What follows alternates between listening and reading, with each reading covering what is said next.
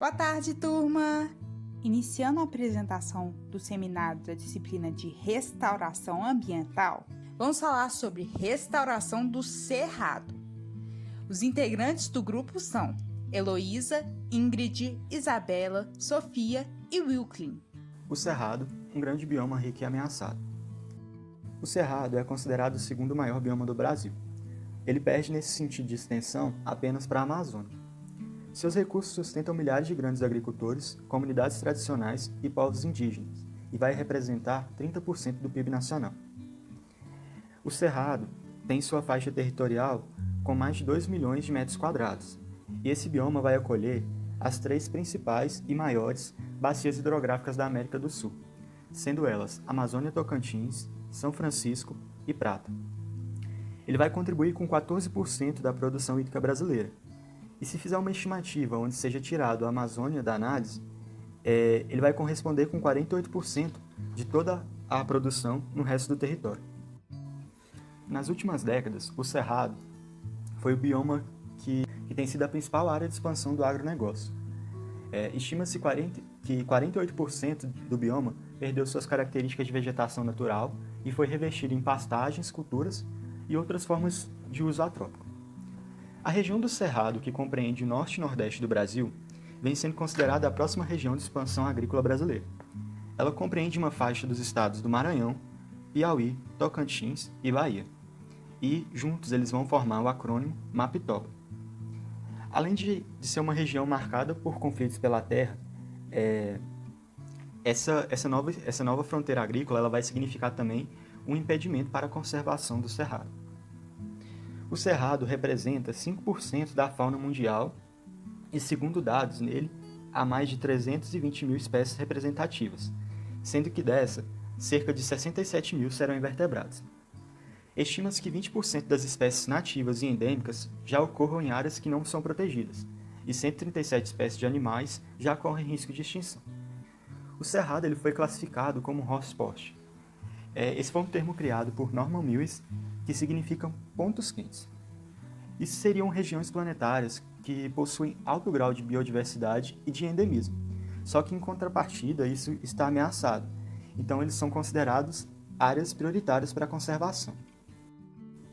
No período de 2011 e 2012 foi elaborado um mapa de áreas prioritárias para a conservação, uso sustentável e repartição dos benefícios da biodiversidade do cerrado. As áreas do cerrado foram classificadas em níveis de prioridade para a conservação que varia de alta a extremamente alta. Mesmo com o reconhecimento da importância biológica do cerrado, somente 8,1% de seu território está dentro de unidades de conservação, que seriam áreas protegidas, né? O resto, que seria 92%, da faixa do bioma, estaria em áreas privadas, o que é um dificultador para a conservação dele.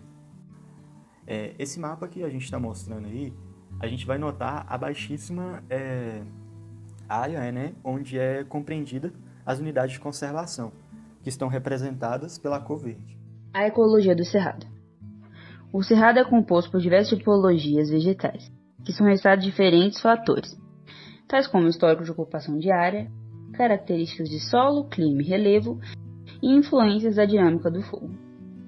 Identificar os padrões de vegetação da paisagem do cerrado é essencial para um bom diagnóstico, pois revela a aptidão da área e a estratégia de recuperação deve levar em consideração essa informação. O cerrado é composto por 3 formações vegetais, sendo essas as formações florestais, formações savânicas e formações campestres. A formação florestal é uma vegetação arbórea de porte alto. Inclui mata ciliar, mata de galeria, mata seca e cerrado. A mata ciliar são florestas que acompanham os rios de médio e grande porte. É estreita e não ultrapassa 100 metros de largura em cada margem. Nela ocorrem muitas espécies caducifólias.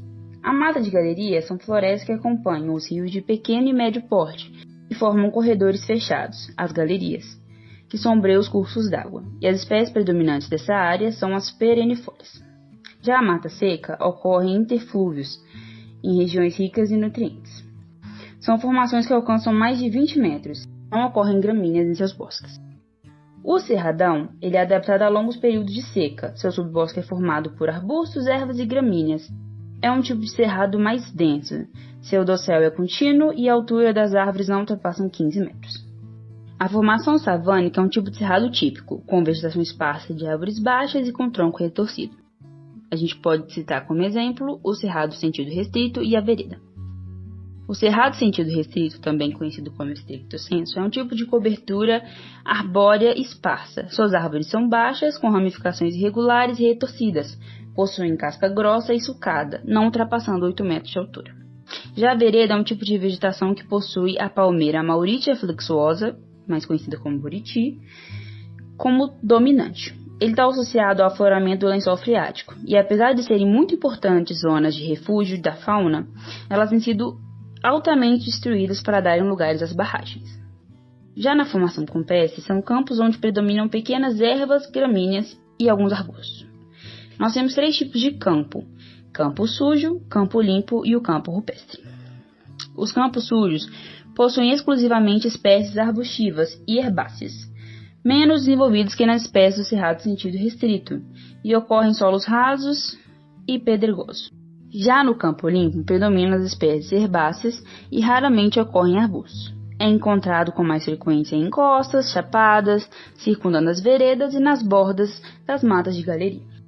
O campo rupestre, por sua vez, ele já é mais raro e ocorre só em regiões acima de 900 metros de altitude. Trata-se de uma vegetação que aparece em afloramentos rochosos. Predominam as plantas herbáceas e arbustivas. O cerrado é uma espécie de floresta invertida. Ele possui um clima com uma estação seca bem definida, que pode durar até 6 meses. Nessas condições, a camada superficial do solo ela seca completamente até mais ou menos 2 metros de profundidade. E a umidade ela é mantida nas camadas mais profundas, tendo a influência do lençol freático. Por essa razão, as plantas e arbustos tiveram que se adaptar desenvolvendo raízes bem profundas e por isso elas conseguem crescer e se reproduzir mesmo nos períodos de estiagem. Já ao contrário desse tipo de planta, as plantas herbáceas possuem raízes superficiais e secam na época de estiagem.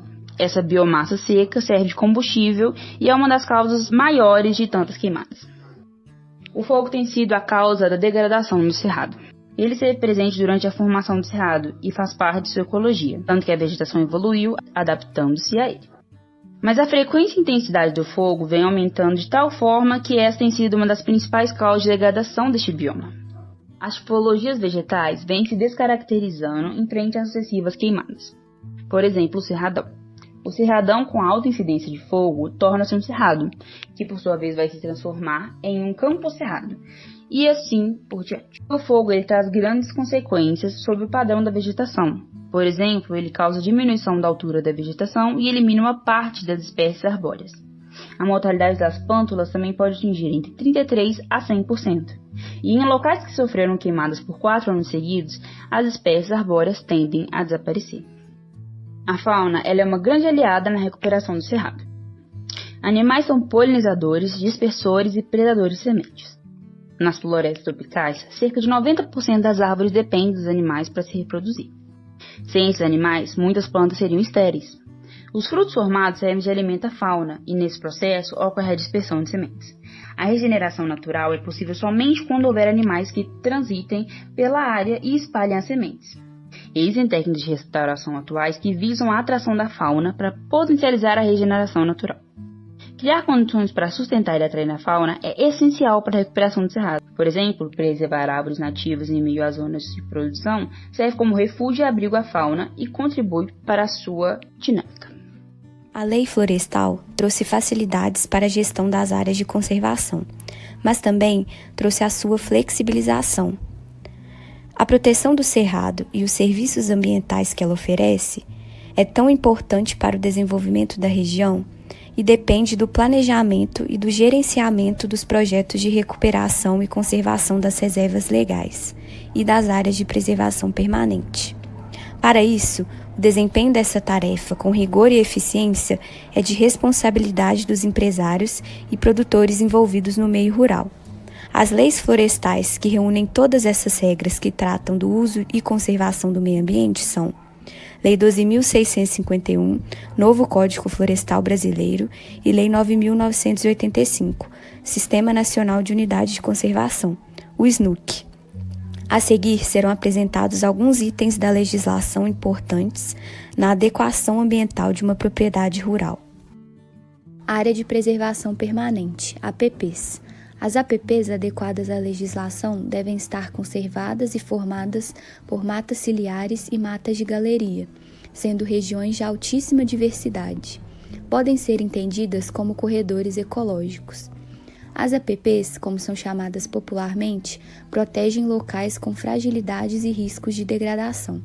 Estão associadas aos recursos hídricos ou a situações extremas de relevo, como as encostas íngremes. As funções das APPs são conservar a biodiversidade vegetal, criar zonas de refúgio da fauna silvestre, proteger o solo de processos erosivos, evitar o assoreamento e poluição dos recursos hídricos, potencializar a infiltração da água e abastecimento do lençol e manter a fertilidade do solo. A seguir, vamos exemplificar os dois tipos de APPs. Primeiramente, nós temos as APPs associadas à presença de corpos hídricos, como, por exemplo, rios e riachos, nascentes e barramentos. Temos também aquelas associadas ao relevo, como, por exemplo, as encostas íngremes, as veredas e as bordas de tabuleiro e chapadas. Mas, afinal, pode intervir na APP? Intervenções nas APPs somente serão permitidas mediante autorização dos órgãos responsáveis. No caso de Minas Gerais, é a SUPRAM, Superintendência Regional de Regularização Sustentável. O novo Código Florestal trouxe uma abordagem diferente para as APPs, as áreas consolidadas. Por um lado, flexibiliza-se a implantação das APPs, mas abre uma lacuna para a correta proteção dessas regiões tão frágeis e suscetíveis à degradação, pois a partir da regularização do CAR, o Cadastro Ambiental Rural, e a aprovação da área consolidada, será permitido implantar faixas de proteção bem menores. E as nascentes, como ficam? Para áreas consolidadas e para qualquer tamanho de propriedade, a nova lei permite que a nascente seja protegida por um raio de 15 metros. Tratando-se de uma zona extremamente frágil e importante, onde a vegetação exerce a função de potencializar a infiltração da água para abastecimento do aquífero, pode ser arriscado querer garantir a proteção da nascente com uma área vegetada tão pequena. Sendo assim, o produtor deve avaliar tecnicamente se as regras de proteção das APPs definidas na lei estão de fato garantindo a proteção efetiva dos corpos hídricos. E se as APPs estiverem sem vegetação? As APPs que não estiverem florestadas deverão ser recuperadas. Para as APPs sem vegetação, a legislação autoriza condução da regeneração natural de espécies nativas, plantio de espécies nativas, plantio de espécies nativas conjugado com a condução da regeneração natural de espécies nativas e, para pequena propriedade, plantio de espécies lenhosas, perenes ou de ciclo longo. A lei também permite sistemas agroflorestais que mantenham a finalidade ambiental da área, em até 50% da área total a ser recomposta. A reserva legal também é um item importante a ser falado. Ela se trata de uma categoria de área de conservação que serve para conservar os recursos naturais e também pode ter uso econômico, desde que seja garantida a sustentabilidade do sítio. Para Minas Gerais, a reserva legal corresponde a 20% da área total da fazenda e deverá ser mantida integral ou parcialmente com a vegetação nativa. A lei agora permite fazer uso econômico da reserva legal. A Lei 20.922 estabelece as bases para a exploração econômica da reserva legal, mas essa exploração deve ser feita através do manejo sustentável e aprovado pelo órgão competente, através do Cadastro Ambiental Rural. O manejo sustentável será autorizado se não descaracterizar a cobertura vegetal, não prejudicar a conservação da vegetação nativa da área, assegurar a manutenção da diversidade das espécies e conduzir o manejo de espécies exóticas. São indicadas 4 estratégias para cumprir a regra da reserva legal: selecionar áreas dentro da propriedade, compensar em outras propriedades, adquirir cotas de reserva legal e formar condomínios. Os condomínios podem ser uma boa opção, e são caracterizados por um grupo de proprietários que adquirem a terra coletivamente e cada proprietário possui um percentual de sua reserva legal inserida na área do condomínio. Com isso, criam-se grandes áreas contínuas formadas por reservas. Do ponto de vista da conservação, essa estratégia é bastante interessante. O problema é que, situando-se distante das áreas de administração das fazendas, é comum haver falhas no monitoramento, o que torna essas reservas vulneráveis à caça, roubo, invasão de gado e queimadas. Agora eu vou falar sobre o planejamento feito para abordar as estratégias para a conservação do cerrado. O primeiro passo se dá no zoneamento preliminar do uso. Bom, o primeiro reconhecimento é identificar as áreas de propriedade e classificá-las em 2 tópicos. O primeiro é a área de produção, que é onde se planta, colhe e cria. São as áreas onde estão localizadas todas as atividades agropecuárias, florestais e a infraestrutura relacionada a este setor. O segundo tópico é a área de conservação, que é formada pelos ecossistemas naturais e destinada à conservação da natureza, como as matas ciliares, os cerrados, veredas, nascentes, os rios, encostas íngremes, dentre outras. Pela referência da lei, são as áreas de preservação permanente, que são as APPs, e a reserva legal, que se dá pela sigla RL. O objeto do planejamento são as áreas de conservação. Então, as áreas de conservação são o foco do planejamento para a recuperação do cerrado. O segundo passo é a caracterização das áreas de conservação. O planejamento começa com um diagnóstico que descreve e avalia as áreas de conservação. Ele mostra a composição vegetal e a distribuição dessa vegetação nas áreas indicadas para conservação, como mostra a figura abaixo. Alguns exemplos como área de produção de pasto, nascente protegida, APP com capim e a mata bem conservada. Ainda assim é feito um diagnóstico. Esse diagnóstico é feito através de observações de campo, entrevistas e pesquisas. Alguns itens abordados no diagnóstico são, por exemplo, a quantificação e a localização de todas as áreas de conservação, a identificação das tipologias de cerrado encontradas nas áreas de conservação, a avaliação do estágio de regeneração da vegetação, dentre outros itens para se ter o diagnóstico final. Para se ter o diagnóstico final, é antes feito 3 perguntas-chave, como: qual é a paisagem dominante da propriedade do seu entorno, natural ou agrícola? Quais os tipos de APPs existentes na propriedade? Estão protegidas com vegetação nativa? E a última pergunta: existe 20% da área dentro da propriedade para ser destinada como reserva legal? Essas áreas estão conservadas? Para assim, deste modo, chegar no diagnóstico final. O terceiro passo é o registro das informações em um mapa, como mostra a figura abaixo. Bom, o mapa é um recurso fundamental para a caracterização da área. Ele vai trazer, além da localização das áreas de conservação, ele também irá identificar as tipologias vegetais vigentes e o tamanho de cada área. Este mapa ele é a base do plano de manejo. Sem ele não há como ser feito esse processo. Com o diagnóstico e o mapa elaborados, o quarto passo vem para a escrita de um plano de manejo. A partir do diagnóstico e do mapa feito, começa-se a redação do plano. O objetivo de plano de manejo é caracterizar as áreas de conservação, identificar se há passivos de vegetação nativa e áreas que necessitem de intervenção e recomendar as ações de recuperação. Mas afinal, o que o plano deve seguir obrigatoriamente? O roteiro para o plano de manejo deve seguir à risca uma série de exigências. Algumas delas são as informações gerais, que são os dados cadastrais, o bioma, que no caso é o cerrado, a descrição das APPs e as unidades de conservação existentes ali.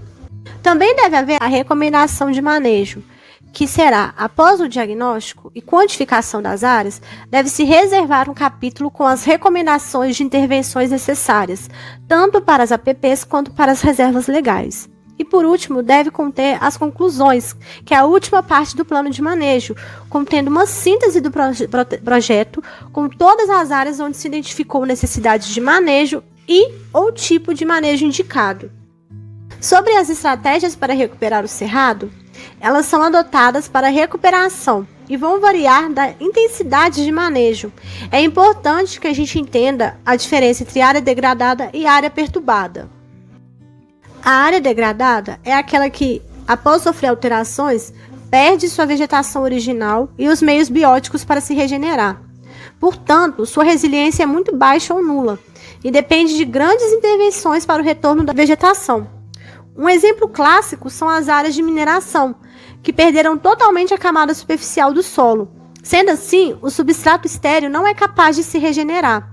O manejo começa com a recuperação do solo que está degradado. Enquanto a área perturbada é aquela que já sofreu distúrbios, tais como fogo, desmatamento, plantio de gramínea, dentre outras, mas manteve seus meios bióticos de regeneração. Há vários graus de perturbação. Em alguns casos, o simples isolamento é suficiente para a regeneração natural. Em outro, só adotando técnicas para potencializar a regeneração. Avaliando o potencial de regeneração da área. Avaliar a capacidade de regeneração do local é fundamental para a escolha da estratégia de recuperação. O diagnóstico vai identificar o nível de alteração e até mesmo o grau de resiliência da área, que é a sua capacidade de retornar ao seu estado original naturalmente. A regeneração natural está relacionada à capacidade de suporte da área acionada a uma série de fatores. Como mostra o esquema ao lado, se é feito o diagnóstico da área e a avaliação da resiliência local. Quando essa resiliência é alta, a regeneração natural não precisa de manejo. Quando é média, a regeneração ocorre de maneira natural. Quando é baixa, precisa que a regeneração seja feita artificialmente. As estratégias de recuperação são divididas em 3 grupos, que são a condução da regeneração natural, a regeneração artificial e a utilização dessas 2 técnicas em conjunto. Ainda há uma prática constante para qualquer grupo de ação, que é eliminar os fatores de perturbação, que podem ser ou presença de animais, gado, carneiro, dentre outros, a incidência de fogo e caça, ocorrência de extração ilegal de madeira, flores, frutos, a predação de plantas nativas, a deriva de defensivos agrícolas, presença de enxurradas que causam erosões e até mesmo ventos intensos. Como o nosso objeto de estudo é o cerrado, é importante classificar a fisionomia em florestal, savânica e campestre. Essa anotação funciona para que não sejam recomendadas técnicas de recuperação florestal em áreas de formação campestre, por exemplo. A conservação do cerrado enfrenta alguns desafios, mas também já houve alguns avanços em prol desse objetivo. O primeiro desafio é o reconhecimento do cerrado como hotspot, pois o cerrado é o bioma mais ameaçado do Brasil, e isso ocorre pela rápida conversão das paisagens naturais que ele contém em terras agrícolas. E é um hotspot. Um hotspot é uma área reconhecida mundialmente como prioritária para a conservação. A criação de RPPNs é um avanço, pois é interessante a promoção de programas que incentivem a criação de RPPNs, que são as Reservas Particulares do Patrimônio Natural, que aumentam a formação dessas categorias de unidades de conservação e intensifica as regras de proteção das áreas naturais do Cerrado. Outro avanço é o fortalecimento de políticas públicas, que um exemplo é a criação do Programa Cerrado Sustentável do Ministério do Meio Ambiente, e não foi suficiente para mitigar e destruir esse bioma. Para isso, políticas públicas de reconhecimento e incentivo à conservação devem ser ampliadas em todos os âmbitos.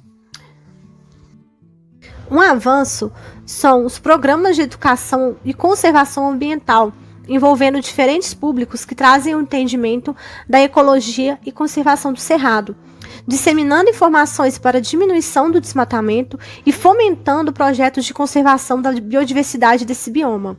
Então, a educação ambiental ela é relacionada a um avanço. Outro avanço é a certificação agrícola, que é uma outra ação que fortalece a sustentabilidade, como os programas de certificação agrícola, que enfocam regras de manejo tecnológico e socioambiental, resultando numa cadeia de produção mais equilibrada e justa. Já um outro desafio é a gestão de recursos hídricos, que com o crescimento da população e a demanda de água que só tende a aumentar, o número de regiões com problemas relativos à escassez e à produção hídrica só aumentam. Para mitigar essas situações, é importante haver sistemas eficientes de gestão territorial e dos recursos hídricos, descentralizados e com a participação da sociedade. Outros 2 desafios que essa causa enfrenta são os recursos hídricos em áreas urbanas. Em relação aos problemas urbanos, é premente o planejamento do uso e ocupação do solo e dispor de recursos humanos e financeiros para sua implementação e a fiscalização de seu cumprimento. Entretanto, é importante ressaltar o grande passivo existente, principalmente no que se refere à área de saneamento. E por último, a irrigação. No caso das áreas agrícolas, é fundamental estabelecer áreas irrigadas considerando a capacidade de suporte das bacias hidrográficas e promover o adequado manejo de irrigação, tanto em novas áreas quanto em áreas já existentes de conflito. Essa é a nossa bibliografia que usamos como base da nossa pesquisa. E o nosso muito obrigada e até a próxima!